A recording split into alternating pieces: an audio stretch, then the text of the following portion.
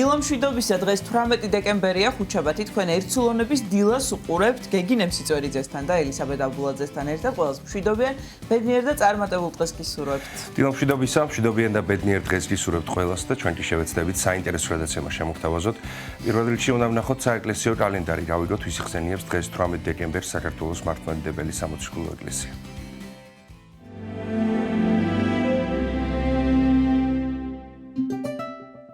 18 დეკემბერს წმინდა მართლმადიდებელი სამოციქულო ეკლესია მოიხსენიებს ღირს და ღმერთშემოსილ საბა განწმენდილს, წმინდა მოწამე ანასტასის, ღირს კირიონ ბერს და მის ძმას ზაქარიას, ღირს მოწამე კარელ მამებს, ლათინთაგან მოწყვეტილებს. დღევანდელი დღის მფარველი წმინდანების ლოცვით და მეოხებით უფალმა დაიცვას და დაიფარო სრულიად საქართველო. ამინ.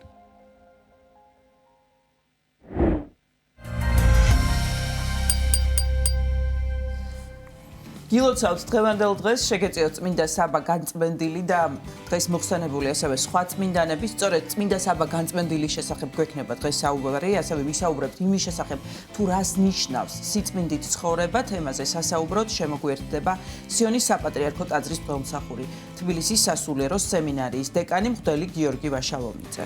გადაცემის მეორე ნაწილში შემოგვიერთდება ფონდის პარტნიორობა საგზაო უსაფრთხოებისთვის დირექტორი ირაკლი იზორია. სტუმართან ერთად შევაჯამებთ მიმდინარე წელს და ასევე ვისაუბრებთ საგზაო უსაფრთხოებასთან დაკავშირებული საკითხების შესახებ. საბავშვო თეატრ მეორე სახლში სპექტაკლის წელიწადის 4 დრო პრემიერა გაიმართა. საინტერესოა ის ფაქტიც, რომ ეს სპექტაკლი, სადაც ბავშვები არიან მსახიობები, დადგა 15 წლის მარიამ ხარჩილავამ. უფრო მეც ნინო გელაშვილის სიუჟეტიდან შევიტყობთ, რომელსაც გადაცემის მსვლელობისას ვნახავთ. ეთნომუსიკოლოგთა შემოქმედებითმა ჯგუფმა ნანინამ გამოსცა სასწავლო დანიშნულების სანოტო კრებული აუდიო დისკთან ერთად. ახალ გამოცემაზე გადაცემის დასკვნით ნაწილში გვესაუბრებიან სტუმრები, პროექტის ხელმძღვანელი, კრებულის შემდგენელი მაკა ხარწიანი და კარაოკეს იდეის ავტორი, პროექტის მუსიკალური ხელმძღვანელი ვიქტორია სამსონაძე. ასეთი იქნება ჩვენი დღევანდელი გადაცემა და ახლა ამინდის პროგნოზს გავეცნოთ, გავიგოთ როგორი ამინდი გველოდება თბილისსა და სრულიად საქართველოში დღეს 18 დეკემბერს.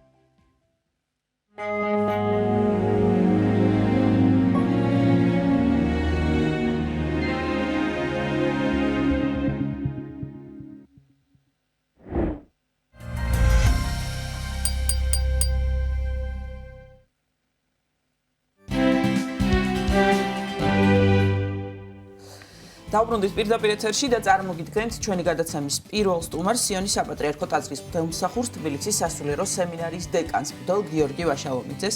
მოგესალმებით, მამა გიორგი, დაგლოცეთ. დილშიდობისა. შვიდობა მოგცეთ ღმერთმა, დილამ შვიდობს. ვილოცავთ დღეს წმინდა მართლმადიდებელი ეკლესია სხვა წმინდანებთან ერთად ღირს საბა განწმენდილს იხსენიებს. სწორედ მისი ცხოვრების მოღვაწეობის შესახებ გვინდა ვისაუბროთ, ასევე გვინდა ვისაუბროთ იმ თემაზე, თუ რას ნიშნავს ზოგადად სიწმინდით ცხოვრება და წმინდანობა. რა არის წმინდანობის არსი.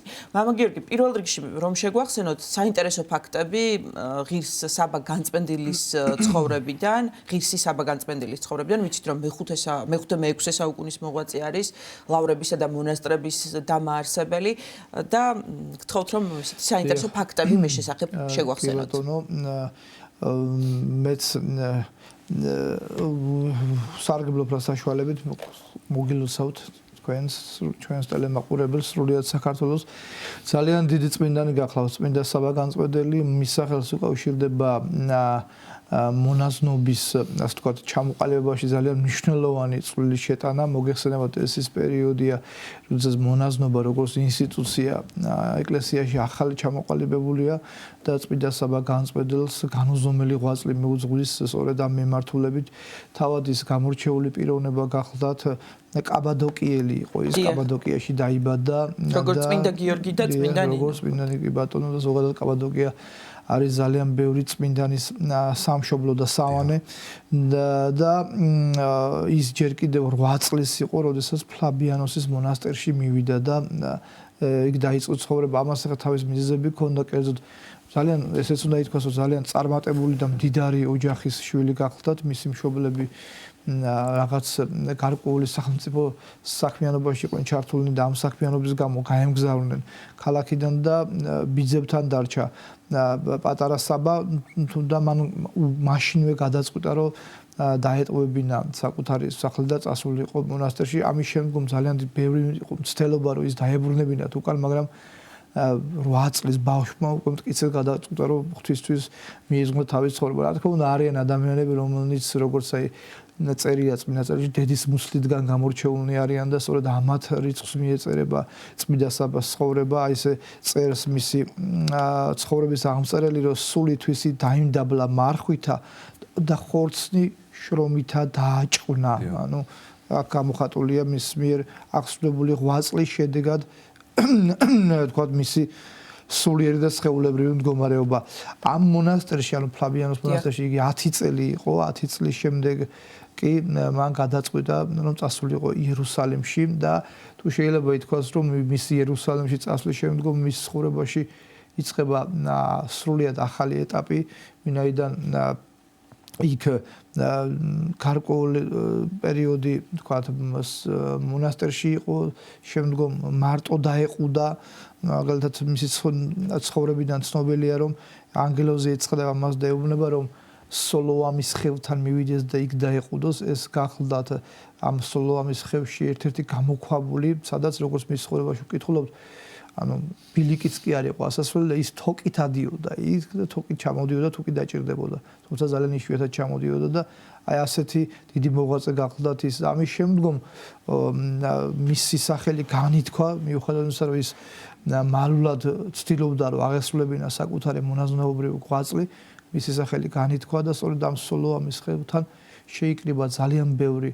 მონაზნობას ვთქვათ მოწყურებული ადამიანი და აი აქ დაარსდა პირველი საძმო, აშენდა მონასტრები, ტაძრები და სწორედ ეს გახლავთ ის დღეს უკვე ცნობილი საბაწმინდის მონასტრის ლავრა, რომელსაც სწორედ აი აქედან ეყრება საფუძველი ეს მონასტერი გახდა თუ შეიძლება ასე ითქვას, გულისხმობს საბაწმინდის ლავრას, წმინდა საბას ცხოვრების დროსაც და შემდგომშიც ერთ-ერთი ცენტრალური მონასტერი ზოგადად სამონასტრო ცხოვრების ტიპიკონურ ასე ვთქვათ ტიპიკონურ მიმართულებით ტიპიკონის ჩამოყალიბების მიმართულებით ამ მონასტერმა ძალიან დიდი სიტყვა თქვა შეიძლება ითქვას რომ ის ტიპიკონი რომელიც წმინდა საბამ შეიმუშავა საკუთარ ძმათათვის შემდგომ მთლიანად იერუსალიმში განივრცელდა არა მხოლოდ იერუსალიმში ფაქტობრივად მთელი საქრისტიანო აი ამ ტიპიკონით საზრდოობდა და ამის შემდგომ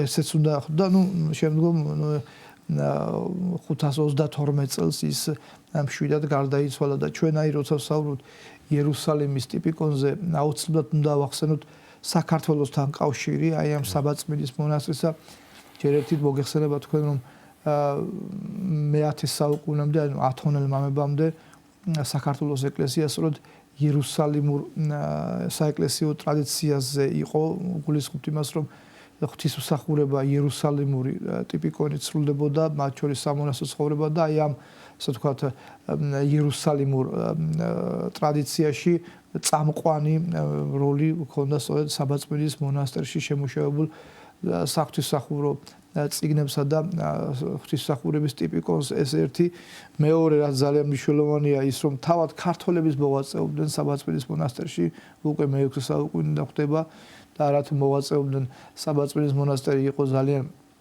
ესეთი წიგნობრობის კერა სადაც ძალიან ბევრი ქართულად ძალიან ბევრი წიგნი ითარგმნა ქართულად მათ შორის სახარება ფსალმუნები კურთხევანი ანუ სხვადასხვა საღვთისმსახურო წიგნები აი ჩვენ აუცილებლად უნდა ვახსენოთ წმინდა გრიგოლ ხანძთელის კავშირი საბაწმინდის მონასტერთან მას როგორც მისი ცხოვრებიდან ჩანს ძალიან დიდი თაყვანისმცემელი იყო წმინდა საბასი და ცნობილია რომ მან როდესაც გადაწყვიტა რომ ტაო-კლარჯეთის მონასტრებისთვის დაეწესებინა ტიპიკონი ის აგზავნის თავის ასე ვთქვათ მოციქულებს ნაწილს სწორედ იერუსალიმში რომელთაც უნდა შეესწავლათ საბაწმინდის ტიპიკონი და ასეც მოხდა და ჩამოიტანეს მერე და ნაწილს აგზავნის ბიზანტიაში და შემდგომ ამისა როგორც ცნობილია წმინდა გრიგოლ ხანძთელი ამ ორთაგან უკვე ქართულ ყაიდაზე და ქართულ რეალობაზე მორგებით ქმნის ტაო-კლარჯეთის მონასტერთათვის ბრწყინვალე ტიპიკონს. აი შეიძლება ითქვას რომ რაც წმინდა საბამ გააკეთა იერუსალიმში იგივე გააკეთა გრიგოლ ხანძთელმა საქართველოსთვის ამ მიმართულებით თორე გრიგოლ ხანძთელის ღვაწლი მრავალი მიმართულებით შეგვიძლია ჩვენ წარმოვაჩინოთ და წმინდა გრიგოლ ხანძთელის ტიპიკონები ჩვენ მისი ცხოვრებაში ვკითხულობთ ამის შესახებ რომ ძალიან გავდა საბაწმინდის ტიპიკონს და რითი გამოირჩევა ეს ტიპიკონი ანუ რას კიდევ ერთხელ აღვნიშნო რომ წმინდა საბა განწმენდილმა და ასე ვთქვათ დაწერა გამოირჩევა განსაკუთრებული სიმკაცრით საკუთარ თავთან მიმართებაში დიახ სწორედ ამიტომ დააყუზნა საკუთარ თავთან მიმართებაში მაგალითად ცნობილია რომ ის ფაქტობრივად საჭმელს აი მარხვაში თითქმის არაფერს არ იღებდა და კი ბატონო პურს არ იღებდა დიახ და მხოლოდ წყალზე იყო და ძალიან დიდი მოღვაწე გახლავთ ის და ზუსტად იგივე ვთქვათ წესგანგება არის გადმოღებული გრიგოლ ხანძთელის ცხოვრებაში ჩვენ ხვდებით არაერთ მსგავს ასე ვთქვათ მსგავს მომენტს. ეხლა საკმაოდ ადრეულ ასერტია ხომ თან საუბარი რაც კიდევ უფრო მეტად თულად წარმოსადგენია ერთი შეხედვით. აი როგორც გითხარით 8 წლის იყო ეს პირველად როდესაც მონასტერში მივიდა და ანუ მონასტერში დაიწყო მან ცხოვრება. რა თქმა უნდა აღკვეცა მოგვიანო პერიოდში მოხდა იმიტომ რომ 8 წლის ბავშვი ვერავინ აღკვეცადო მაგრამ და მან მონაზვნური ცხოვრების 8 წელი ფაქტობრივად დაიწყო 8 წლის ასაკში და დაიწყო ზუსტად იგივე სიმკაცრით რა სიმკაცრეს მას შემდგომში ჰქონდა 20 წლის ასაკში და 30 წლის ასაკში და ასე შემდეგ.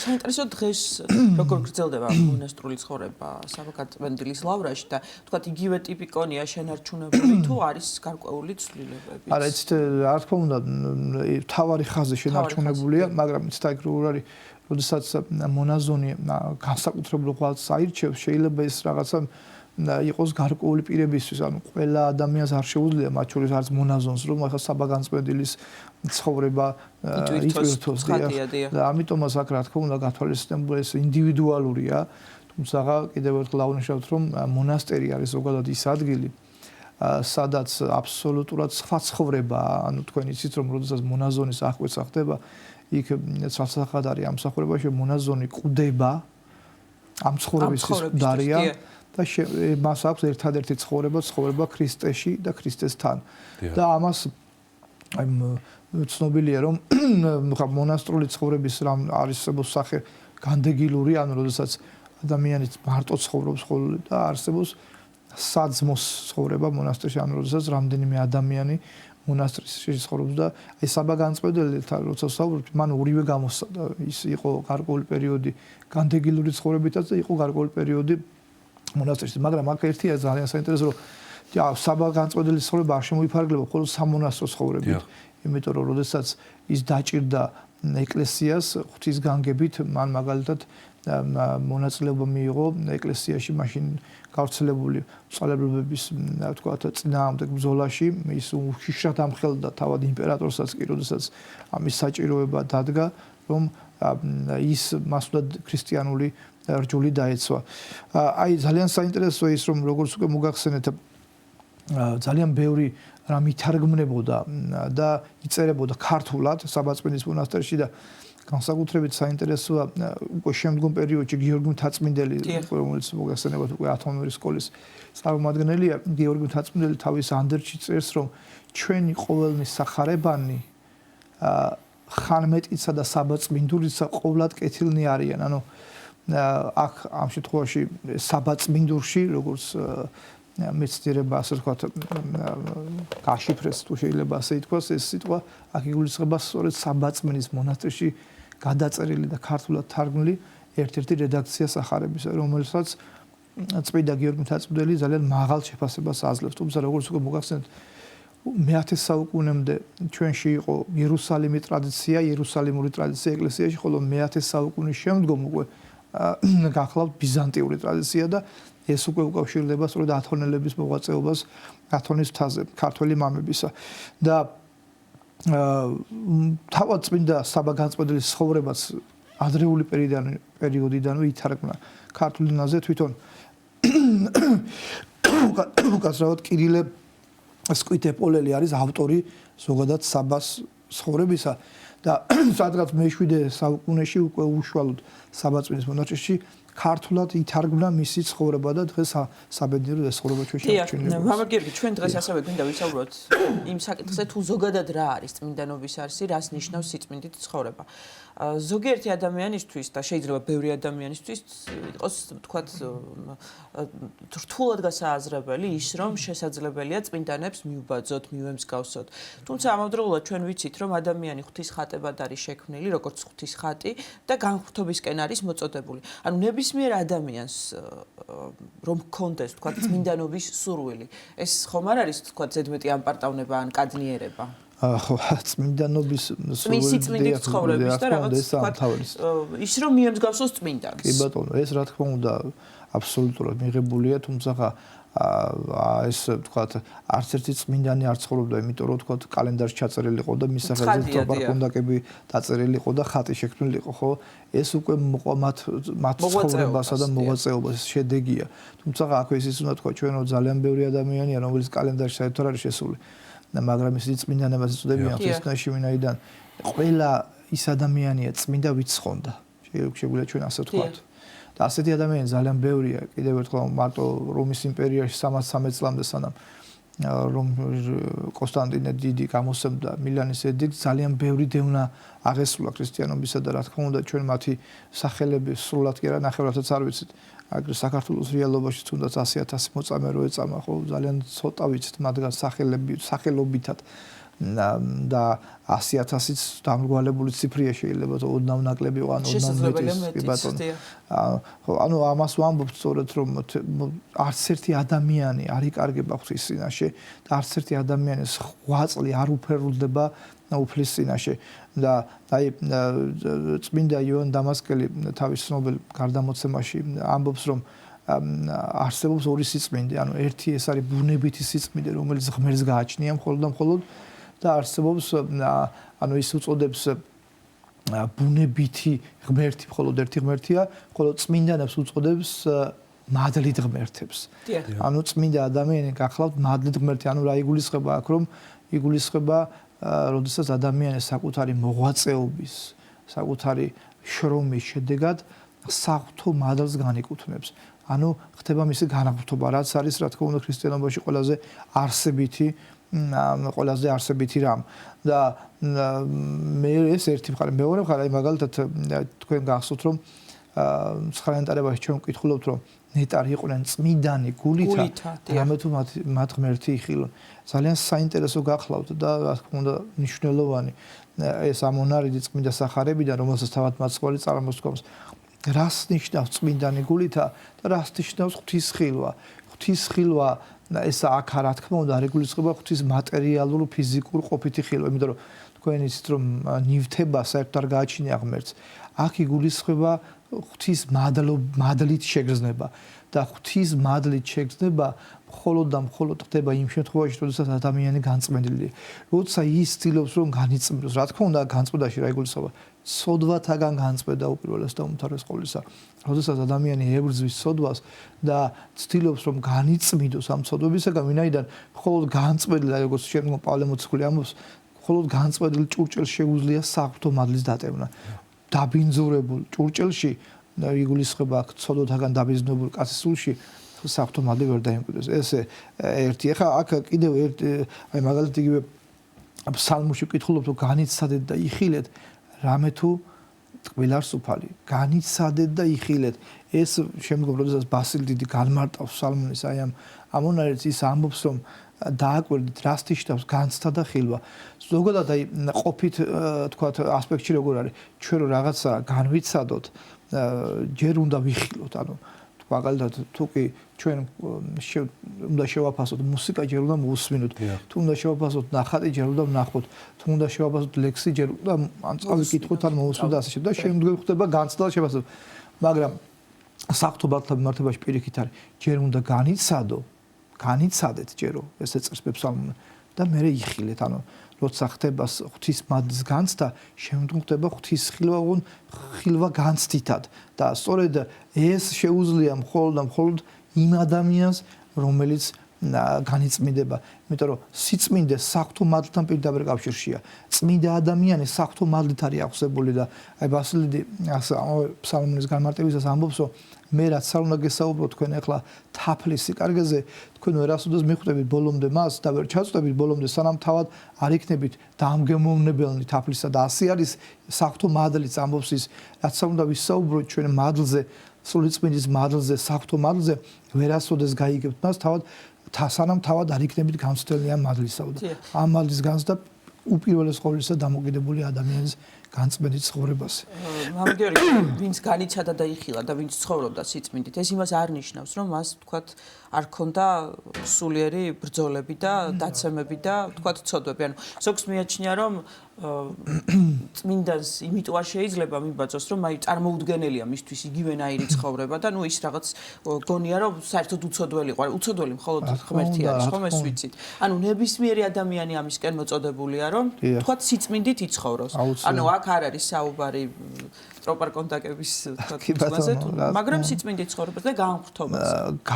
ანუ ყურეთ თვითონ ეს ტერმინის განწმენდა ამას ნიშნავს. ანუ განწმენდა ესაჭიროება იმას, ვინც დაბინძურებულია, ხო? ანუ ვინც სოდვილია, როგორც მაცხოვარი ბრძანებს სახარებაში, რომ კი არ მოვედი მართალთა სახლობად, არამედ სოდულთა სინანულად.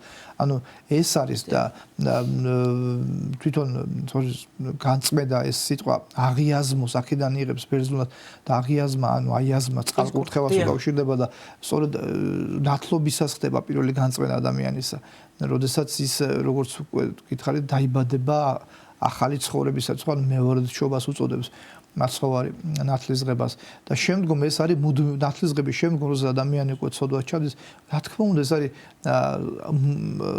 ამ ქვეყანად დაუსრულებელი პროცესი, როდესაც ის მარადიულად ამ ქვეყანაში მარადიულად არათუ უნდა ებრძოდეს სოდვებს და ამაზე გადის ისეთ აი ჩვენ აი თქვენ სწორი ასპექტი დასვით რას გულისხმობთ რომ ხშირია შემთხვევა როდესაც აი ადამიანებს როცა მოუყვან რომელიმე წმინდანის მაგალითად ეს წმინდანი ასე არ იქცეოდა თქვათ ის ამას ამბობს რომ ხა ის წმინდანი იყო და თქვათ მე ეს მომეთხოვება კი და რა თქმა უნდა ეს ყოველას მოეთხოვება სახარება არ დაწერილა მარტო მონაზონთათვის და მეცაც გეტყვი თქვენ რომ წმინდანთა დასში აბსოლუტ აი უმრავლესობა წმინდანები და სწორედ ერის ადამიანები გახლავთ და არა სამღვდელო ან სამონაზდო დასტი უმრავლესობა გახლავთ ერის ადამიანები ის ჩვენ როცა მოწამეობაზე მოწამეთა შორის აბსოლუტური უმრავლესობა ერის ადამიანებს აგერ 100,000 ქართველი და ბატონო 100,000 უმეტესობა ალბათ იყო სწორედ საეროპირი რა თქმა უნდა საეროპირი ჩვეულებრივი თბილისის მოსახლეობა ჩვეულებრივი დედები მამები შვილები მეუღლეები ეს ჩვეულებრივი ხალხი იგივე ჩვენ რო ვახსენეთ რომში რო დევნა იყო თქო 313 წლამდე შემდგომ ბევრი დევნა ყოფილა ქრისტიანებში ხო ეს ადამიანები ძირითადად ვინ იყო საერო საზოგადოება იყო რომელთაც ქრისტე იწამეს ხო აიგოში ბარბარობა იყო გილოცავთ ასე კი ბატონო აი ძალიან სასწაულო ისე და ვინ იყო წმინდა ბარბარე ბავშვი იყო რომელიც საკუთარმა მამამ ესე იგი გაიმეტა სიკვდილისთვის იმიტომ რომ მან ქრისტე იწამა და ასე შემდეგ ასე რომ ეს იცით რა საბოლოო ჯამში მაინც ეს თავის მართლება ანუ ადამიანი ხშირად თავს იმართლებს იმიტომ რომ არ უნდა საკუთარ თავში ბრალევრობის დანახვა და აი ჩვენ ავდივართ პირველ საწყისამდე როდესაც ესე იგი ადამიანი ცოდვით დაეცა და ღმერთმა მას უთხრა ადამ სადახარ აი ეს არის მუდმივი კითხვა დღესაც უსვამს ადამიანი ღმერთი ადამიანს ამ კითხვა სადახარ ადამიანო სადახარ ხარ შენ ჩემთან რაც ნიშნავს იმას რომ ის მუდმივად იბრძვის რომ განიწმინდოს ზლიოს საკუთარ უკეთურებას საკუთარ ნებებს საკუთარ ბოროტებას საკუთარ შურს ამაზე გადის განწმენდო ეს განწმენდა რაღაცა მეტაფიზიკური რაღაცა ის ხო არ არის მნიშვნელობით ახსოვს სიტყვა ეს არის რეალობა როდესაც ყოველდღიურ რეჟიმში ადამიანი ებრძვის საკუთარ ეგოს საკუთარ ცოდვებს და რა თქმა უნდა ამის შემდგომ ყოველდღიურად უნდა ხდებოდეს ეს განწმენდა კი ბატონო და მამაგიორგი სიწმინდეზე, წმინდანებზე, განწმენდაზე ვსაუბრობთ და ჩვენს მთავარ თემას რომ დავუბრუნდეთ საუბრის ბოლოს დაახლოებით 3 წუთი გვაქვს დარჩენილი დრო წმინდა საბა განწმენდილი რატომ ვუწოდებთ მას ამ სახელს ძალიან საინტერესოა თქვენ ახსენეთ ასევე წვალებულობის წინააღმდეგ ბრძოლაში იყო გამორჩეული წმინდა საბა ესეც და ბუნებრივია მისი მთელი განვლილი ცხოვრება დაკავშირებულია მასთან რის გამოც ჩვენ მას განწმენდილი ვუწოდეთ დღევანდელ რეალობაშიც პარალელურად რომ გავავლოთ რას ნიშნავს განწმენდა და შეუძლია თუ არა ადამიანს საკუთარი ცხოვრების განმავლობაში მიაღწიოს ამ სასურველ სახელს და სათნოებას. იცით წმინდა საბა მართლაც სწორად შენიშნეთ რომ წმინდა საბას განწმენდილი უწოდა ეკლესია.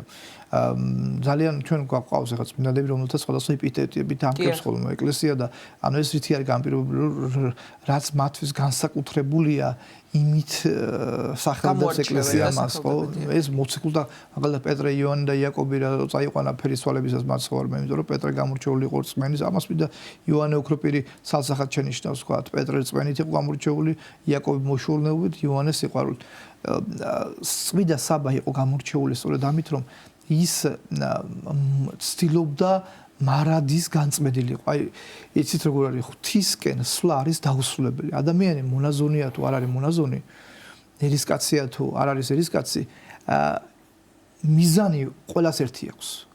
რომ ღვთისკენ მარადიულად ვიდოდეს წინ და ღვთისკენ მარადიულად სვლაში გადამწყვეტი და არსებითი მნიშვნელობის მქონე გახლავს სწორედ ბრძოლა საკუთარ ცოდვებთან. როგორც უკვე თქვით, ბრძოლა საკუთარ თავთან. აი ეს არის და კიდევ ერთხელ ეს არის დაუსრულებელი პროცესი, ამ ქვეყნად დაუსრულებელი და ეს ერთადერთი სრულება, როდესაც ადამიანი უკვე გადადის იმ ქვეყნად და ის უკვე იმკის სწორედ აქ დათესილ ცხოვრებას, რაც კიდევ ერთხელ აღნიშნავ, რომ რა, აი თქვენ სწორად ვზანეთ, რომ ჩვენ ვკითხულობთ ნაწერში, რომ არ არის კაცი, რომელიც სხონდეს და არა სცოდოს, ხო? ანუ აქ არის საუბარი, რომ ვინმე უცოდველი იყო, თუნდაც წმინდა საბა. არავინ არ არის დედამიწაზე ერთადერთი ყოვლადწმინდა ღვთისმშობელია გამონაკლისი, რომელსაც არ ჩაუდენია პიროვნული ცოდვა, ვიცით, და სხვა ყველა ადამიანი ცოდვას ექვემდებარება, ცოდვას სჩადის, მაგრამ სიწმინდე, რაც თქვენ ვზანეთ, რაც პირდაპირ არის დაკავშირებული ცხონებასთან, მიიღწევა ერთადერთი გზით და საკუთარი, აი როგორ არის ჯაჭვი, თუ კი მე საკუთარ თავს ვებრძვი ყოველდღიურ რეჟიმში. და ამის შედეგად ხდება ჩემი განწმენდა. დიახ. და როდესაც ხდება განწმენდა, უკვე განწმენდილი ჭურჭელი მზად არის იმისთვის, რომ დამკვიდრდეს მასში საფრთხო მადლი და მადლის სული საწმინდისა.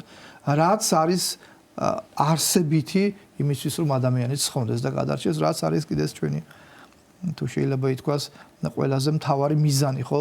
ეს თუ არ მოხდება, მაშინ ალბათ არა სპინა წერილის თანახმად სასახად ასეა, ეჭვობდა ადამიანი საერთოდ არ დაბადებულიყო. ამიტომ ამ გზაზე უმთავრესი არის სწორედ განწმენდა და საბას, სწორედ ამიტომ უწოდა წმინდა საბას განწმენდილი წმინდა ეკლესიამ, რომ მან ამას ყველაზე სანიმუშოდ მიაღწია და ის არის მაგალითი კიდევ ერთხელ არა მარტო მონაზონთათვის, არამედ სრულიად კაცობრიობისთვის, თუ როგორ უნდა განიწმინდოს და როგორ უნდა გადარჩეს ადამიანი. გილოცავთ კიდევ ერთხელ თემანდელ დღეს დიდი მადლობა. მადლობა ჩვენთან მობრძანებისთვის. სიონის საპატრიარქო ტაძრის დღესახურდი თბილისის სასულიერო სემინარიის დეკანი მღვდელი გიორგი ვაშალომიძე საუბრობდა სტუდიაში. 9 საათი შესრულდა, მოვისმინოთ შვიდგზის ლოცვა და ლოცვის შემდეგ დავრუნდებით სტუმართან ერთად სტუდიაში.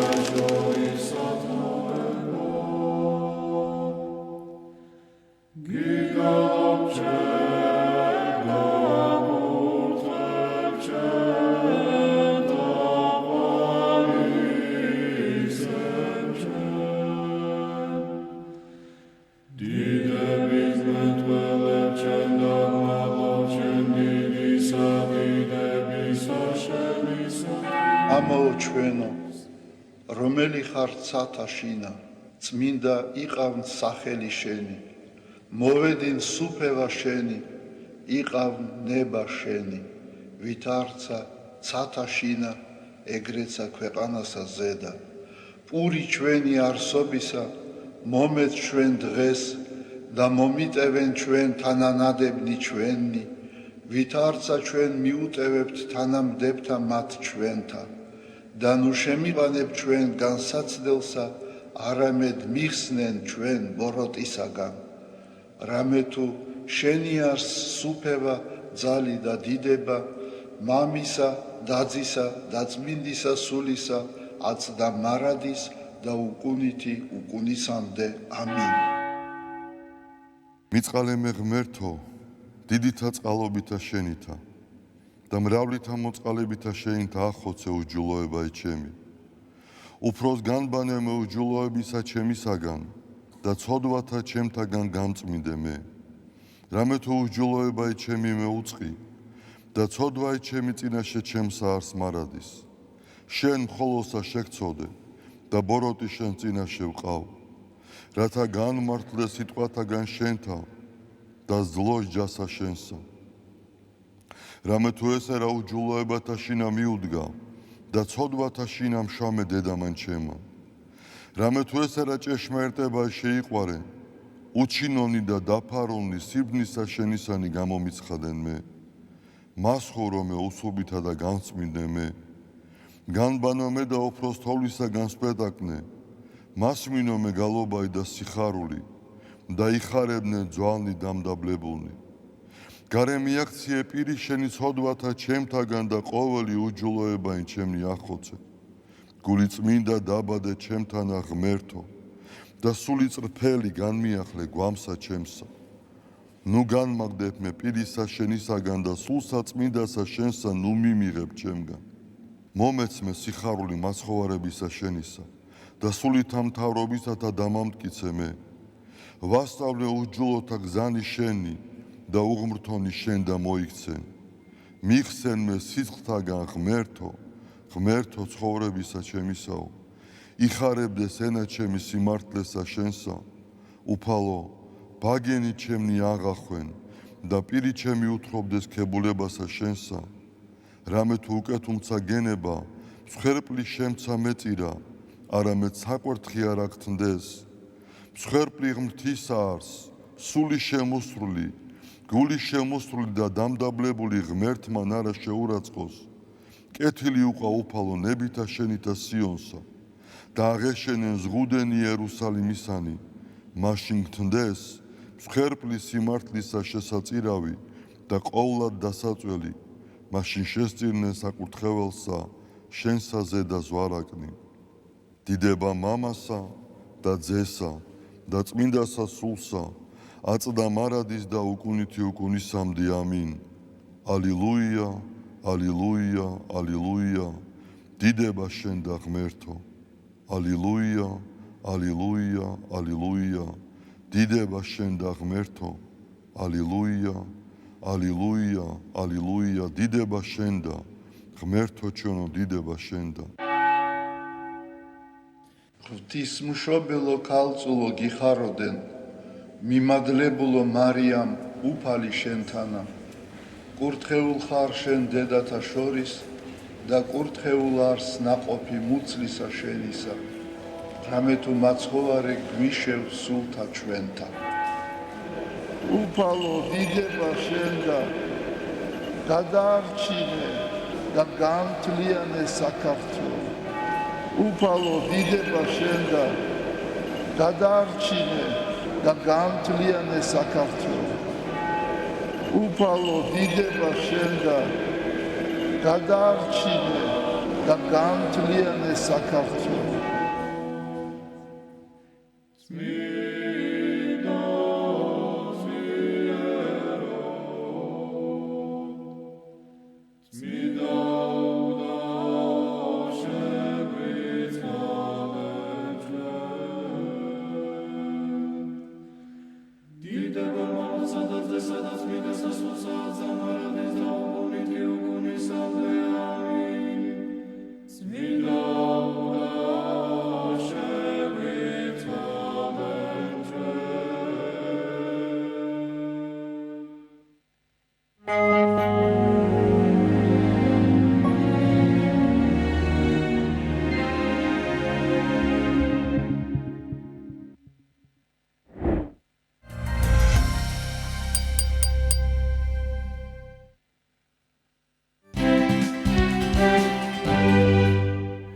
დავრუნდით ეთერში სტუმართან ერთად შემოგვიერთდა ფონდის პარტნიორობა საგზაო საფრთხეებისთვის დირექტორი ირაკლი ზორია სტუმართან ერთად შევაჯამებთ მიმდინარე წელს და ასევე ვისაუბრებთ საგზაო საფრთხეებასთან დაკავშირებული საკითხების შესახებ. დილომშვიდობისა. მოგესალმებით ირაკლი, მადლობა ჩვენთან მობრძანებისთვის. დიდი მადლობა მობრძანებისთვის. რომ შევაჯამოთ მიმდინარე წელის სტატისტიკის კუთხით პირველ რიგში, როგორია სტატისტიკა საგზაო შემთხვევებთან დაკავშირებით და შეგვიძლია თუ არა რომ შვიდად ვიგრძნოთ თავი იმ კუთხით, რომ წინა წლებთან შედარებით უკეთესი მდგომარეობა გვაქვს მქონდა 2025 წელს. მოგეხსენებოდ ჯერ 9 თვის სტატისტიკა არის დათვლილი ჯამში, არ არის 12 თვიანი, თუმცა ეს 9 თვის სტატისტიკა არის ძალიან გაზრდილი, ყველაზე პირიქით გაზრდილი არის? პირიქით არის გაზრდილი, წინა წლის 9 თვის მაჩვენებელთან შედარებით არის გაზრდილი. და რაც ყველაზე ყურადსაღებია ის არის რომ გაორმაგებულია ფეხით მოსიარულეთა სიკვდილიანობა, რაც წინა წლებში ესე არ იყო. ეს თავისთავად დაკავშირებულია სიჩქარის ლიმიტებთან, ურბანული, ესე რომ ვთქვათ, სასკოლო ზონები და მთელი ეს პრობლემები, რასაც ამდენი წლებია ჩვენ ვსაუბრობთ, ყველაფერი არის ამასთან დაკავშირებული და ყველაზე უფრო მეტიც, ჩვენ გვაქვს საქართველოს საგზაო საფრთხეობის ეროვნული სტრატეგია, რომელიც 2023-2025 წლით თარიღდება. წესით უკვე დეკემბრის თვეში უნდა მოხდეს შეჯამება და პირდაპირ გვიწერია რომ წარმატებული სტრატეგია იქნებოდა იმ შემთხვევაში თუ 25%-იანი კლება იქნებოდა სიკვდილიანობის და ტრავმატიზმის. თუმცა რაღაც ეჭვმეპარება 25%-იანი კლება ყოფილიყო, ამიტომ მნიშვნელოვანი არის მომდევნო სტრატეგიის მუშაობის დროს, თუმცა 2026 წელს დაიგეგმება ძალიან ბევრი პრობლემური მიმართულებები და ის ხარვეზები რაც არსებობს ეს ჩაიდოს ამ სტრატეგიაში. აი ბატონო ირაკლი, მაშინ რომ ვისაუბროთ იმ თემაზე თუ რამ განაპირობა ეს წარუმატებელი, ვთქვათ, ესეთი შედეგი ამ სტრატეგიისა, წარუმატებელი რეალურად სტატისტიკა არ არის დამამშვიდებელი და კეთილსაიმედო სამწუხაროდ, რა ხარვეზები იყო და რისი აღმოფხვრა არის აუცილებელი, ვთქვათ, რა ვერ გავითვალისწინეთ, ვერ გაითვალისწინეთ. პირველ რიგში გაზრდილია ესე რომ ვთქვათ, სიკვდილიანობა სიჩქარის გადაჭარბებით ჩვენ წლებია ვლაპარაკობთ იმაზე რომ მხოლოდ და მხოლოდ ჯარიმების გაზრდა არ არის ეფექტური, ზოგიერთი ქვეყანა იყენებს ხის მიდგომებს და ზდიან ჯარიმებს, თუმცა მე ნახეს, ხედავენ რომ ამან არ იმუშავა და სხვადასხვა ნაბიჯებს გავენდა. ჩვენ შემთხვევაში მხოლოდ და მხოლოდ ჯარიმების გაზრდა კი არ უნდა მოხდარიყო, არამედ ქულათა სისტემაზე უნდა მოხდეს ვიდეო ჯარიმების მიღება. დასთან უკაცრავად ქულათა სისტემის მიღება უნდა მოხდეს. ჩვენ წარმოვიდგინეთ, დაინიცირებულია კანონპროექტი, სადაც იზრდება 50-დან 100-მდე ჯარიმა სიჩქარეზე, ასევე ქულაც გაიზარდა 15-დან 20 ქულამდე, მაგრამ ქულას ვდით რეალურად ფურცელზე და აღსრულება ვერ ხდება, ამიტომ რომ თუ საპატრო პოლიციელი ვერ დაგიძებს ჯარიმას სიჩქარეზე ვერ გაჩერებს, მხოლოდ და მხოლოდ ვიდეო ჯარიმით იწერება და თუ ეს მიბმული არ არის, მაშინ რა გვინდა საერთოდ ქულათა სისტემა. აქედან გამომდინარე, მნიშვნელოვანი ცვლილებების განხორციელება შეიძლებოდა და გარდამტეხი იქნებოდა თუ ქულათა სისტემას მიებნებოდა, ასევე ტოლერანტული ზღვარი შემცირდებოდა 15 კმ/სთ-იან, რაც დედამიწის ზურგზე არასად არ არსებობს. ასევე ეს რომ განგვიმარტოთ თუ შეიძლება მე ვერ მივხვდი ახლა უცებ მაგალითად თუ დაშვებული არის 100 კმ/სთ სიჩქარე, დღეს შეუძლია საპატიო გარემოებით ისარგებლოს და 15-ით ან 15-მდე გადააშოროს, ხო? გასაგებია, დიახ. და თანამედროვე კვლევებით არის ესეთი რაღაცა, რომ თუ 1%-ით იზრდება სიჩქარე, 4%-ით იზრდება სიკვდილიანობა და ის 15 კმ/სთ ძალიან ბევრს ნიშნავს, მით უმეტეს თუ სასკოლო ზონებზე და ბავშვებზე ვსაუბრობთ, 30 კმ/სთ-ით მოძრავი ავტომობილის ბავშვთან შეჯახების დროს 10-დან 9 გადარჩება. თუმცა 40 და 45-ით როცა მიდის, აქედან პირიქით 9 იქნება დაღუპულების მაჩვენებელი და როცა ეს ტოლერანტულად 15 გვაქვს, მაშინ რა თქვია ეს სასკოლო ზონები საერთოდ რატო ვაკეთებთ ხო 30-იან? თქვენ არ ეთანხმებით ხო +15-ს? ხო, ანუ საერთაშორისო გამოსტილებით არის 3 ან 5 კმ/სთ, თუმცა ბევრი ქვეყანა მაინც ამბობს, რომ ტექნიკური სვამილების თავიდან ასაიდელებს შეიძლება 7-8 კმ/სთ და ყველაზე მაქსიმალური არის 10. 10-ის ზევით არ არსებობს, არცად მხოლოდ და მხოლოდ საქართველოში გვაქვს 15 კმ/სთ-იანი. და კიდევ არის ურბანული ლიმიტები, ევროპის არც ერთ ქალაქში არ არის 60 კმ/სთ, ყველგან არის 50.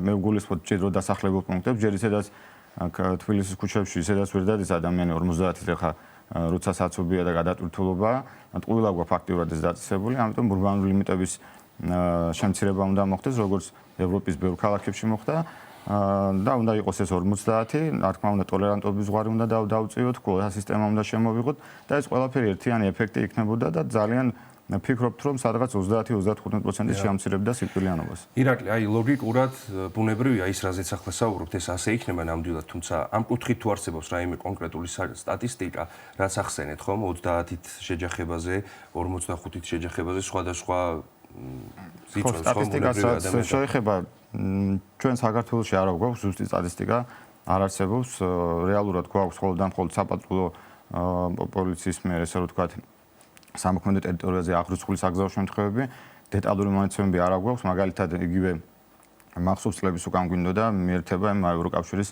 სტატისტიკის რაღაც სპეციალური პროგრამა, კადასტრი, რომელიც თითქმის საგამოძიებო დონეზე აკეთებს, ანუ რატომ მოხდა საგზაო შემთხვევა, იქ რა იყო ამინდი, ვინ იყო ჩართული, დღის რომელი მონაკვეთი იყო და ამით შეგვიძლიათ დავადგინოთ ერთი სიტყვით რა არის ეს ეპიდემია, რაც გვჭირს ხო და უბედურება და ამის მოვლა შეგვეძლო. თუმცა დღევანდელი მდგომარეობით მხოლოდ და მხოლოდ საპატრულო აღრიცხავს 50% გზების მაღალმთიანი რაიონი და იპატრული საერთოდ არ არის და ამას პლუს ემატება ის რომ თუ გარდაცვალება არ ხდება იმ წუთიერად არ ხდება 30 დღიანი აღწერილობა მაგალითად ევროკავშირის ქვეყნებში თუ საგზაო შემთხვევა მოვა ადამიანს და 30 დღის განმავლობაში მოხდება მისი გარდაცვალება ითვლება რომ საგზაო შემთხვევების შედეგად არის ეს ადამიანი გარდაცვლილი. ჩვენ შემთხვევაში სტატისტიკას არ მიეთვლება ესეთი. ჩვენთან არ არის, იმიტომ რომ არ გვაქვს ერთიანი ესე რომ თქვა ჯანდაცვის ეს რეესტრი და აქედან გამომდინარე 345 კი არა, მე რომ მკითხო ალბათ 1045 ადამიანი. ნუ რეალურად ჩვენი სტატისტიკაც გარკვეულწილად ესე იგი ცნობილებას მოიცავს. და რეალური სურათი არ ვიცით და როცა არ ვიცით მიზეზები, რეალური სურათი არ ვიცით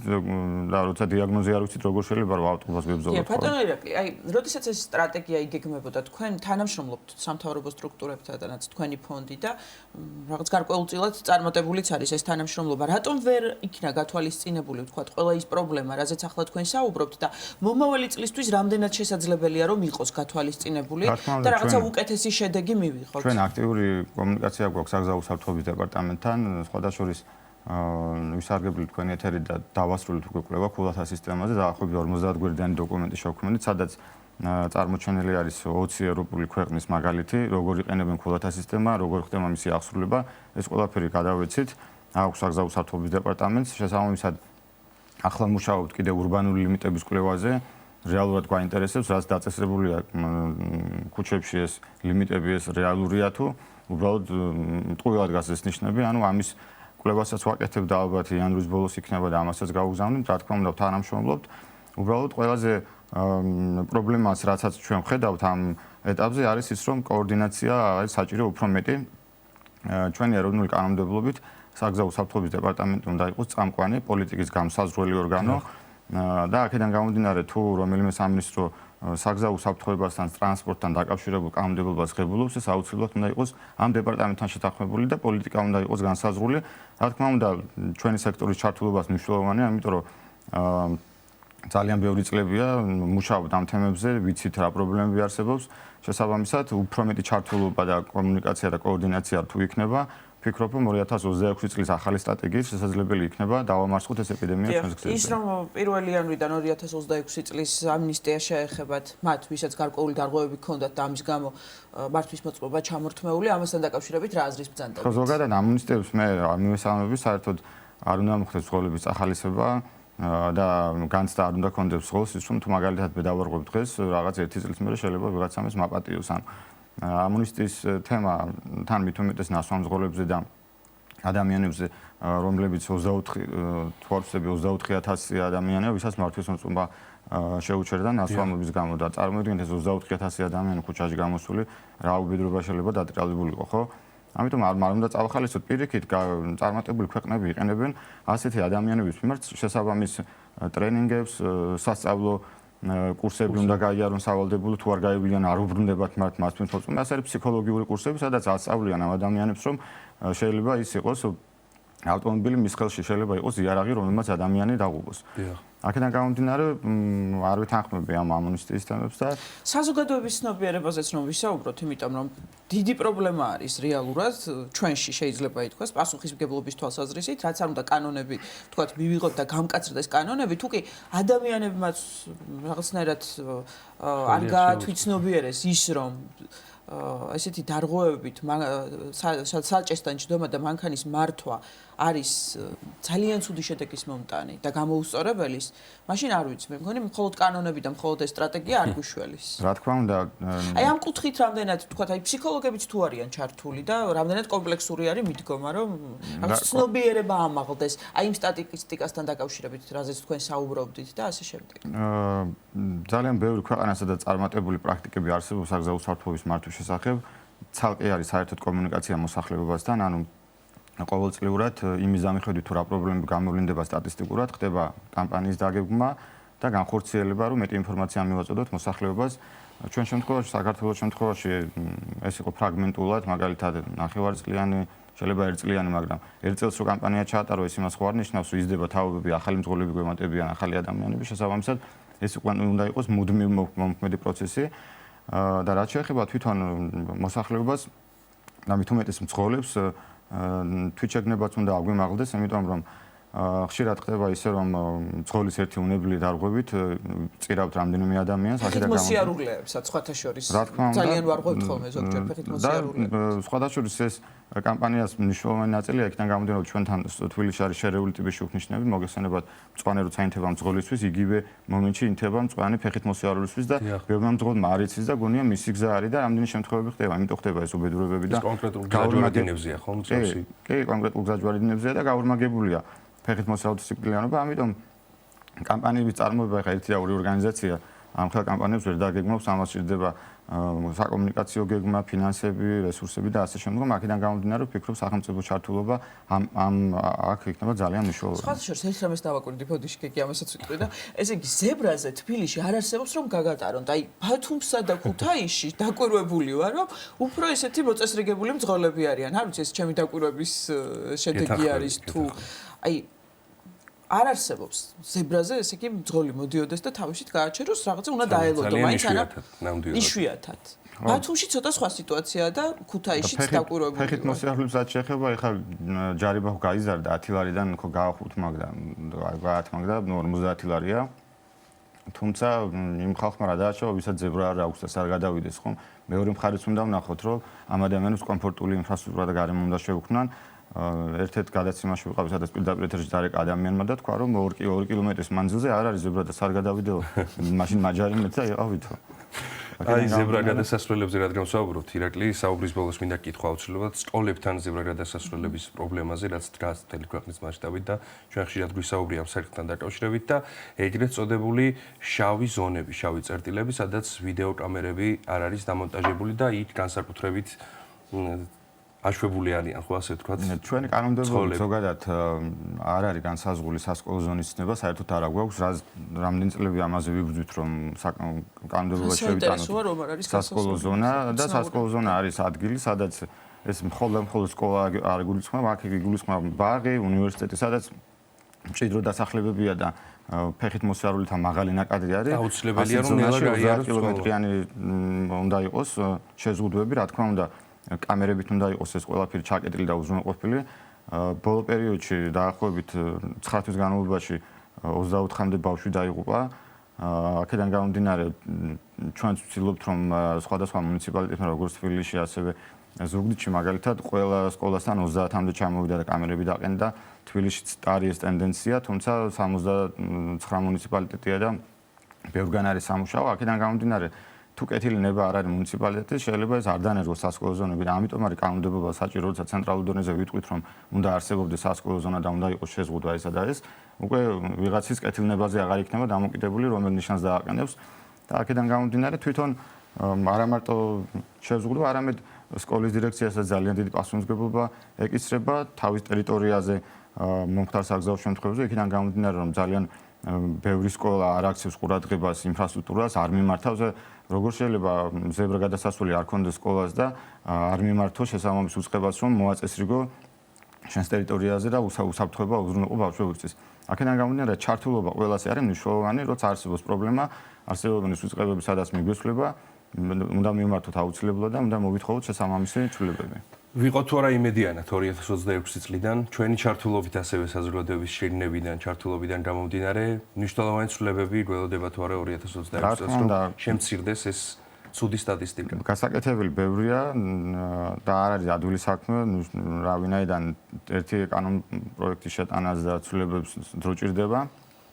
თუმცა ვფიქრობ რომ ყველა თუ გავიაზრებთ საკუთარ პასუხისმგებლობას საგზაო შემთხვევების შესამცირებლად, შესაძლებელი იქნება ნამდვილად შევამციროთ ეს ყველაფერი. წარმატებას გისურვებთ. ძალიან დიდი მადლობა რომ იყავით ჩვენი სტუდიის სტუმარი.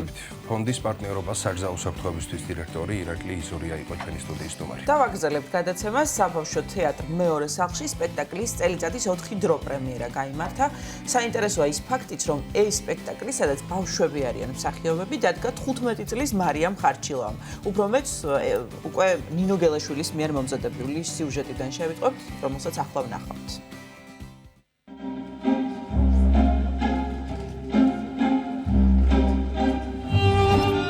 საბავშვო თეატრ მეორე სახლის სცენაზე პატარა მსახიობებმა კიდევ ერთხელ დაამტკიცეს, რომ ასაკი ხელოვნების საზომი არ არის.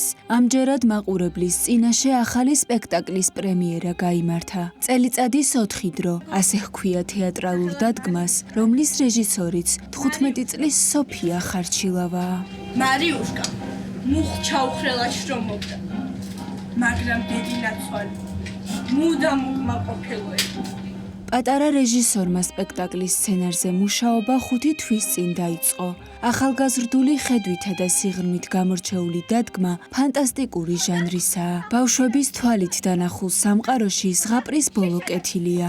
შესაბამისად, სპექტაკლიც ბედნიერ ნოტაზე სრულდება. სცენა ჩემთვის არის ყველაფერი. სცენა ის ადგილია, სადაც მე თავს ვგრძნობ თავისუფლად და ასე ვთქვათ, ბედნიერი ვარ იმ მომენტში, როდესაც სცენაზე შემოვდგავ ფეხს და ყველანაირი შიში მეხსნება. იდეა დაიბადა იქიდან, რომ მინდოდა მეთქვა ხალხისთვის, რომ ყველა ბავშვი იმსახურებს ახალ წელს ბედნიერად და ჯანმრთელად ყოფნას. შარშან უფრო საშინელი ცივიქარი ქროდა. პატარა მსახიობების თქმით, სპექტაკლის წარდგენა სხვა თეატრების სცენებზეც იგეგმება. სპექტაკლში მე ვარ მთხრობელი. ეს მე ჩემი აზრით მომცემს მთლიანად სიამოვნებას, რადგან სოფია ჩემთვის უახლოესი მეგობარი და თვითონაც ამდენს რომ მიაღწია, ეგ არის უკვე ჩემთვის მართლა უდიდესი სიამოვნება და ამ სპექტაკლში თამაშით, ამ როლის შესრულებით მე მით უმეტეს უფრო მეტ სიამოვნებას მივიღებ. მე ვასრულებ დიდი დის როლს, ასეთ სერიოზული სპექტაკლის ჩართულობაში არასდროს არ ყოფილ ვარ და ძალიან მინდა რომ ნიჭი მქონდეს მაინც მსახიობობით და მგონია რომ უფრო რაღაცნაირად მაგ-კიდევად და უფრო დიდ გამოცდილებას მივიღებ ამით. საბავშვო თეატრ მეორე სახლში ყველაფრის შემოქმედები თავად ბავშვები არიან. დამწყები რეჟისორები და მსახიობები აქ ყოველდღიურად დიდი მონდომებით მუშაობენ, რათა თავიანთი თვალით დანახული სამყარო მაყურებელს გაუზიარონ. თეატრ მეორე სახლის სცენაზე წარმოდგენები ყოველ შაბათ-კვირას იმართება.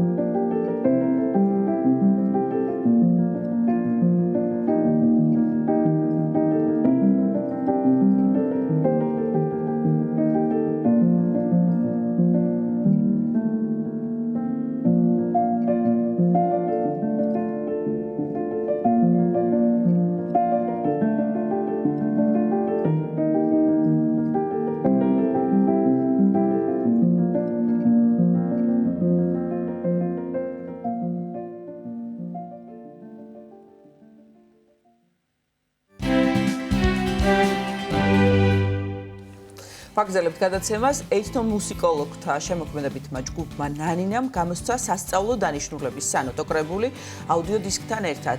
ახალ გამოცემაზე გვესაუბრებიან სტუმრები, ეთნომუსიკოლოგი პროექტის ხელმძღვანელი, კრებულის შემდგენელი მაკა ხარჯიანი და ასევე ეთნომუსიკოლოგი, კარაოკეს იდეის ავტორი, პროექტის მუსიკალური ხელმძღვანელი ვიქტორია სამსონაძე. მოგესალმებით. ძალიან დიდი მადლობა ჩვენთან მოგზაურობისთვის. გილოცავთ ახალ გამოცემას. და რა შევიდა ამ გამოცემაში, რითი არის გამორჩეული, ინოვაციურია, ხო? სხვათა შორის და ასევე აი კარაოკეს იდეაზეც ვისაუბრეთ, ბუნებრივი ამ თემასაც შევეხებით. ქაბატონო მაკა, თქვენგან რომ დავიწყოთ, მოგვიყევით აი ამ კრებულის შესახებ და რაში მდგომარეობს ინოვაციურობა მისი? ძალიან დიდი მადლობა მოწვევისთვის, ჩვენი სიახლით და ინტერესებისთვის, მოლოცვისთვის. მართლაც მოსალოცი ამბავია, იმიტომ რომ ეს არის ფაქტობრივად ნანინას პირველი ბეჭდური გამოცემა. საქმე ის გახლავთ, რომ იმდენად დიდი იყო და ინტერესება, ანუ წანამძღვრები ქონდა ამ კრებულს. ჩვენ 20 წლის მანძილზე ანსამბლად მოღვაწეობდით, ამიტომ საკმაოდ დიდი რეპერტუარი, ძალიან მრავალფეროვანი და საინტერესო რეპერტუარი დაგვიკროვდა და ამის განსაკუთრებულობა ვიგრძენით ცოტა ხნის წინ ჩვენი უცხოეთში ვიზიტის დროს, სადაც მასტერკლასებით და კონცერტებით გახლდით და იმდენად დიდი იყო დაინტერესება უცხოელი მსმენელის ჩვენი რეპერტუარით, მისი ჟანრული დიალექტური მრავალფეროვნებით, რომ ისინი გვეკითხებოდნენ, არის თუ არა ხელმისაწვდომი თქვენი სიმღერები, ვთქვათ, სანოტო კრებულის სახით, ზუსტად იმ სახით, რა სახითაც ახლა თქვენ ხედავთ ამ კრებულს. მათთვის საქმე ის არის, რომ საკმაოდ რთულია უცხოელებისთვის ქართული სიმღერების შესწავლა. ესეზე პირად ძალიან თან მასტერკლასების ძალიან შეზღუდული დროის ფარგლებში და ამიტომ ძალიან მნიშვნელოვანია თითოეული ხმის ესე მიწოდება, ტექსტის მიწოდება, შინაარსიც აინტერესებდათ და რასაკვირველია, მათთვის ძალიან მნიშვნელოვანი იყო ის, რაც ჩადებული არის ამ კრებულში. ეს არის შესაძლებლობა თვითონ აყვნენ ნაკლულ ხმას. ანუ კრებულში შესული სიმღერები არა მხოლოდ ნოტირებულია და აუდიო ჩანაწერები და ვიდეო ჩანაწერები ამიწოდებული, არამედ ეს აუდიო ჩანაწერები რამდენიმე ძალიან ბევრ ბილიკად არის ჩაწერილი. ზოგი სიმღერა 9 ბილიკით არის წარმოდგენილი კრებულში. ეს იმას ნიშნავს, რომ გარდა სრული ჟღერადობისა, აქ არის სასწავლო ვერსია, ანუ დაწინაურებული ხმები, თქვათ, ერთი ბილიკი არის პირველი ხმის გამოკვეთილი ჟღერადობით, მეორე შუა ხმის, ბანის და გარდა ამისა კიდევ ახლავს კარაოკე ვერსიები, სადაც მოცემულია დაუშვათ პირველი და მეორე ხმა და ბანი უნდა აყოლო, ბანი და შუა ხმა და ზედა ხმა შენ თვითონ უნდა აყოლო და ასე შემდეგ.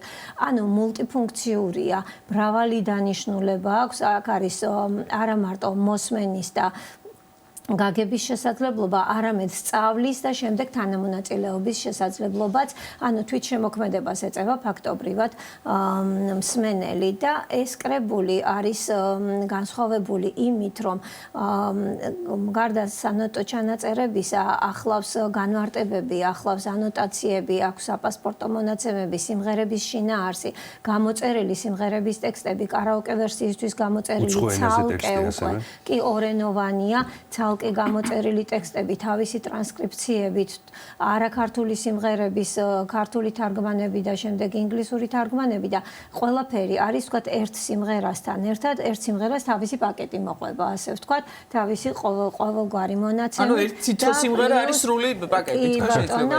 და პლუს ახლავს ვიდეო ჩანაწერებით, სიმღერები, რომლებიც მოქმედებით სრულდება, ფერხულით სრულდება და ცეკვით, ასეთ სიმღერებს ვიდეო ჩანაწერებიც ახლავს, რომ შესწავლის მსურველებს გაუადვილდეთ, ვთქვათ, ფეხის შესწავლა, საფერხულო მოძრაობის, საცეკვაო მოძრაობების შესწავლა, რითაც განსაკუთრებით დაინტერესდნენ ისინი ჩვენი ყოფნის დროს. ანუ ინსპირაცია ამ კრებულის ფაქტობრივად იყო მოდიოდა მათგან, მათი უცხოელი მსმენელისგან და ჩვენ რომ ჩვენს იმპრესარიოს, რომელმაც მიგვიწვია დიდ ბრიტანეთში და ასევე ფინელ იმპრესარიოს ვუთხარით, რომ ვაპირებთ კრებულის გამოცემას, ის აღფრთოვანებული იყო აი ჩვენ რომ ჩამოვედით, მან კიდევ მოგწერა, რომ უამრავი მსმენელია, რომელიც დაინტერესებულია თქვენი კიდევ აქ ჩამოსვლით. ასევე ბევრი არის, ვინც ვერ დაესწრო თქვენ მასტერკლასებს და იქნებ რაღაცნაირად გამოგვიგზავნოთ ეს მასალა და ჩვენ ვიფიქრეთ, მასალის ესე თითო სიმღერის სახით გაგზავნა, გამოგზავნა, ჯობდა ეს ყველაფერი შეგვეკრიბა, თავი მოგვეყარა ყველაფრისთვის და აი ესეთი სრული კრებული შეგვეთავაზებინა. გამოცემაში არის ორხმიანი, სამხმიანი საკრავებით ნაწარმოებები და ძალიან საინტერესოა და ნამდვილად ინოვაციურია კარაოკე ვერსია და ზოგადად კარაოკეს იდეა. როგორ გაჩნდა ეს იდეა და ბუნებრივია ძალიან შრომატევადი საქმე იქნებოდა ალბათ ეს რომ საზრდოებამდე მაღალი ხარისხით მიგეტანეთ. ნამდვილად. საინტერესო არის რომ ეს კარაოკე იდეა არ არის ახალი ჩემთვის. უბრალოდ მწიფდებოდა წლების განმავლობაში, იმიტომ რომ ბოლო პერიოდში ზოგადად მოგეხსენებათ როგორი პოპულარულია კარაოკე შესრულება ზოგადად. და ესეთი პოპულარული სიმღერები არა მხოლოდ საქართველოში, ზოგადად ვამბობ მსოფლიოში და ეს იმას ნიშნავს, რომ ადამიანებს აქვთ საკუთარი თვით შემოქმედების, გამოხატულების სურვილი. და ყოველთვის მქონდა ეს ნაკლულობა, რომ არ არის შესაძლებლობა, რომ ზუსტად ასე ვიმღეროთ ჩვენი სიმღერები. ვინაიდან კარაოკე თავისთავად გულისხმობს ფონოგრამას, რომელშიც იქნება დაწეული მთავარი ხმა და შენ ხდები მთავარი შემსრულებელი და როგორც წესი ეს არის რიტმული სიმღერები, რომელსაც შეგიძლია ისე იოლად აღვე.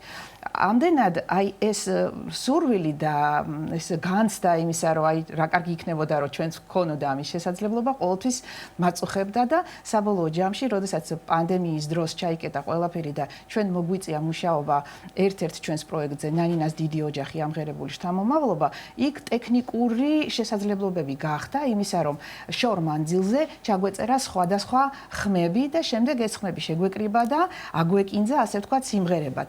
შესაბამისად აი ტექნიკური ნაწილითაც მომზადდა თითქოს აი ეს იდეა, რომ შესაძლებელია ცალკე ხმები შეკრიბო.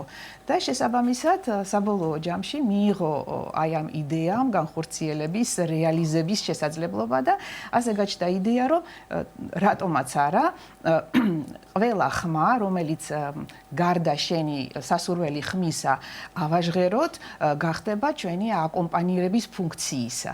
და შესაბამისად შეგიძლია შენ შეასრულო ისე, რომ გესმის სრული ჟღერადობა და გამოდიხარ ანსამბლის წევრი. სიმღერები როგორ შეირჩა კრებულისთვის და ყველა სიმღერას, ანუ ყველა თითოეულ სიმღერას მოხვება ეს სრული ისე იგი პაკეტი, კარაოკე ვერსიაც და აი ეს ბილიკები, რაზეც თქვენ საუბრობდით და ასე შემდეგ.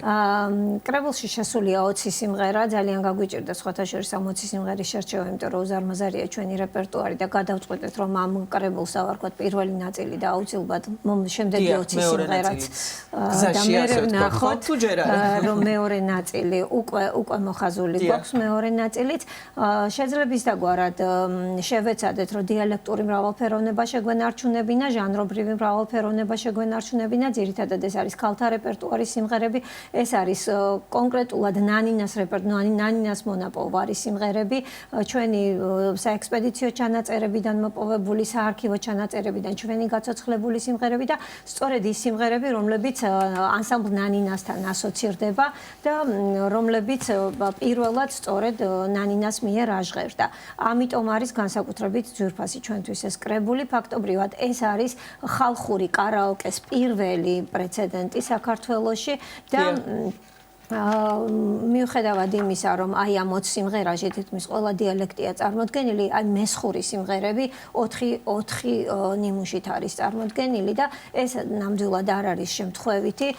ჩვენ გვაქვს ისეთი კუთხეები სამწუხაროდ, რომელთა სიმღერებს განსაკუთრებული პოპულარიზება ჭირდება, ისინი ძალიან უსამართლოდ არის მივიწყებული და სწორედ ვიქტორიას დამსახურება არის, რომ აი ეს სიმღერები დღეს სცენაზე ჟღერს, პირველ რიგში ნანინას მიერ არის გაცოცხლებული და იმდენად მრავალფეროვანი იყო ის მესხური რეპერტუარი, რომ ჩვენ ვერ გამოვაკელით, ვერ როგორ ვთქვა, ჩაანაცვლეთ სხვა კი ბატონო, არა, არის ყველა დიალექტის სიმღერა არის თითქმის, მაგრამ სიმღერა, ხო, ერთადერთი დიალექტია, რომელიც 4 სიმღერის 4 ნიმუშის სახით არის წარმოდგენილი, მაგრამ ის ამას ნამდვილად იმსახურებს. დიახ. აი მეორე ნაწილი მოხაზული გვაქვსო და რომ შევაჯამოთ ჩვენი დღევანდელი საუბარი, აი მეორე ნაწილზეც თუ არის, თქვათ, ახლა შესაძლებლობა რომ დღეს ვისაუბროთ გარკვეულწილად რა შევა და თქვათ იგივე პრინციპით აეწყობა თუ არა მეორე ნაწილიც ამაზე რომ ვისაუბროთ. ვინაიდან ეს კრებული არის მისი ფორმატი უკვე ჩამოყალიბებულია და ამ პროდუქტს კონკრეტულად აი ამ კრებულს დავარქვით პირველი ნაწილი, შესაბამისად იგივე ფორმატი იქნება მეორე ნაწილში. ერთადერთი განსხვავება ის არის, რომ იქ შევა ყველა დანარჩენი სიმღერა, რომელიც ვერ შევიყვანეთ პირველ კრებულში.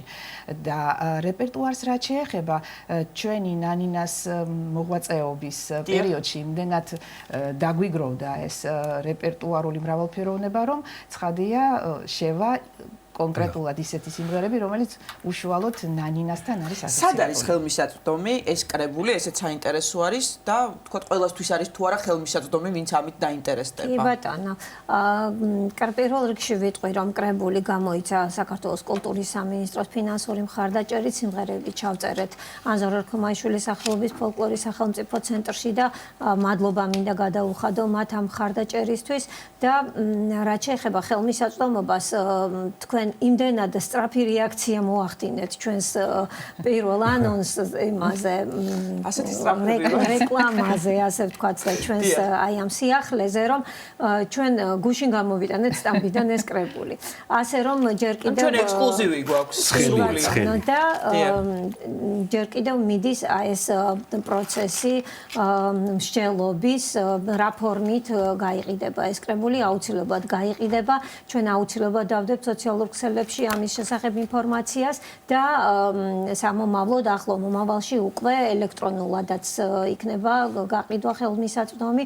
ერთი რამ უნდა ვთქვა, რომ კულტურის სამინისტრომ ცალსახად მოითხოვა, რომ დისკის გარეშე, კომპაქტ დისკის გარეშე გამოცემულიყო კრებული ციფრულ პლატფორმაზე გადავდივართ, ამიტომ აქ არის QR კოდი მითითებული, რომელიც ასევე კოდირებული იქნება და ჩვენ ციფრულ პლატფორმაზე იქნება ატვირთული აუდიო და ვიდეო მასალა და QR კოდის დასკანერებით იქნება ხელმისაწვდომი, ასე რომ ამ კრებულის შეძენა ყველა მსურველს შეეძლება, ჯერჯერობით 300 ეგზემპლარის ტირაჟით გამოვეცით და რასაკვირველია ელექტრონულადაც გაიყიდება ამის შესახებ მსმენელს. როგორც კი გამოვა მეორე ნაწილი სტამბიდან, აუცილებლად გელოდებით ჩვენთან სტუდიაში. ძალიან დიდი მადლობა წარმატებას გისურვებთ. ეთნომუსიკოლოგი, პროექტის ხელმძღვანელი, კრებულის შემდგენელი მაკა ხარჯიანი და ეთნომუსიკოლოგი, კარაოკეს იდეის ავტორი, პროექტის მუსიკალური ხელმძღვანელი ვიქტორია სამსონაძე იყვნენ ჩვენი გადაცემის სტუმრები. დასრულდა ჩვენი დღევანდელი გადაცემა. ელისაბედ ამულაძე და რეგინე მსიძვერძე მუშაობდით თქვენთვის. მშვიდობიან და ბედნიერ დღეს გისურვებთ ყველას და გილოცავთ ხვალინდელ ნიკოლოზოვის დღესასწაულს და ასევე დღევანდელ დღეს წმინდა საბა განწმენდილის დღეს. ვუერთდები მილოცვას და საუკეთესო სურვილებით გემშვიდობებით. ნახვამდის.